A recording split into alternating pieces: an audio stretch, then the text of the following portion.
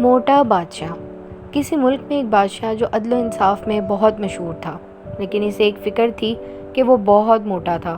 وہ کھانے پینے، چلنے پھرنے، اٹھنے بیٹھنے تک سے عاجز تھا۔ اس نے ملک کے نامور حکیم بلائے تاکہ اس کے موٹاپے کا علاج کر سکیں، لیکن بے سود رہیں۔ کوئی بڑے سے بڑا حکیم اور دانا بھی اسے اس بیماری سے نجات دلانے میں کامیاب نہ ہوا۔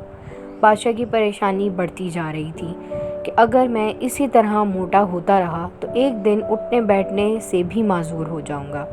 اسی طرح دن رات کٹتے رہے، کسی دوا سے اسے فرق نہ پڑا۔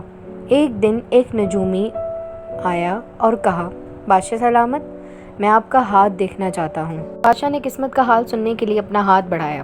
نجومی نے کہا، بادشاہ سلامت، جان کی امان پاؤں تو کچھ عرض کروں۔ بادشاہ نے اجازت دی تو اس نے کہا، بادشاہ سلامت، آپ کی موت آنے میں صرف 60 دن باقی ہیں۔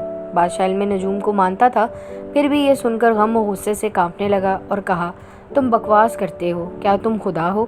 بادشاہ نے اسے قید میں ڈالنے کا حکم دیا اور کہا، دیکھتا ہوں کہ میں 60 دن تک زندہ رہتا ہوں یا نہیں۔ نجومی کو تو بادشاہ نے قید میں ڈلوا دیا، مگر وہ خود اسی غم میں گھلنے لگا کہ 60 دنوں بعد وہ مر جائے گا۔ ہر گزرتا ہوا دن اس کے وزن کو گھٹا رہا تھا۔ ہر گزرتے دن پر بادشاہ اپنے موت کو زیادہ قریب محسوس کرنے لگا، حتیٰ کہ بادشاہ کا کھانا پینا چھوٹ گیا۔ 60واں دن گزرنے کے بعد بادشاہ نے نجومی کو بلایا اور کہا، اب بتاؤ تمہیں کیا سزا دوں کہ اب تو میں 60واں دن بھی گزر گیا ہے۔ نجومی نے کہا، بادشاہ سلامت، میں نجومی نہیں بلکہ ایک حکیم ہوں۔ میرے پاس آپ کے موٹاپے کو ختم کرنے کے لیے کوئی اور طریقہ نہیں تھا۔ یہ سن کر بادشاہ بہت خوش ہوا اور اس نے کہا، یہ حکیم واقعی دانا ہے جس نے مجھے 60 دنوں میں ہی دبلا کر دیا۔ وہ کام جو بڑے بڑے حکیم نہ کر سکے، اس کی اتنی سی ترکیب نے کر دیا۔